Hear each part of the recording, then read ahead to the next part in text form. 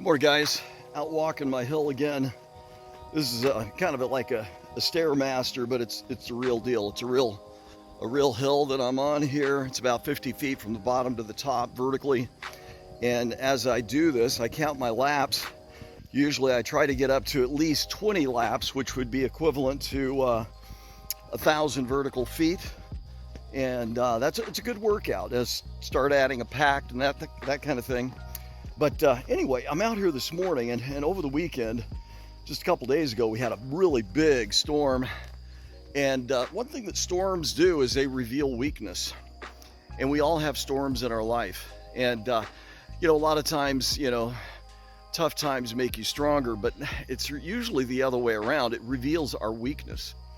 So over the years that we've lived at our home here in East Tennessee, we've had a lot of storms blow through. I've had multiple gigantic trees that seem strong and firm go down, and it's been very sad to see them go because many of them are probably 80 years old, something like that. They're very mature hardwood trees, and right behind me is one that just came down in the last couple of days, and I want to show this to you here.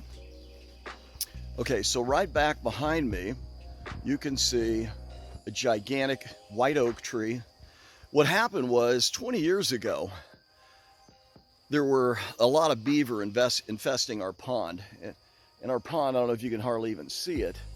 It's become more sediment filled and getting kind of gross. We need to spend a lot of money and excavate all of the sediment out of it. But anyway, the beaver that were here years ago, and we have them periodically, they gnawed on the side of this giant white oak tree and inflicted wounding to it that allowed for disease and fungus to start growing in there. Carpenter ants, all of these things started to infest this wounded tree. And over time, I could see that it was getting weaker and weaker. And I told my wife, I said, it's only a matter of time till this tree goes down.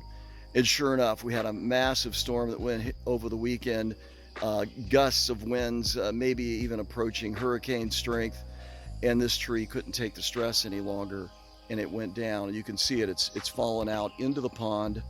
But if I look a little bit closer here, you can see right down into the rotten heart of this tree, and how it had nothing holding it together, and now the tree is laying in the pond, and it's going to be really hard to retrieve without some heavy equipment. So why do I share this with you? I think this is a lot like us guys. Again, I made a video years ago about two trees, one tree that lived in the forest and one that lived in the field, and how the character traits are very different. And that was an illustration that I often make about how we need to be living in community.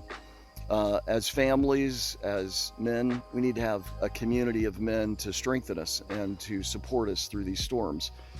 But sometimes wounds from the past that are under the surface are lurking. You know what these things are. There's a lot of times rot in our hearts, addictions that we haven't overcome, that if they're not dealt with, it's just a matter of time till one of these storms blow through and takes us down, just like this mighty oak tree now is lying on its side, dead, only good for maybe lumber or firewood. But what's your situation, guys?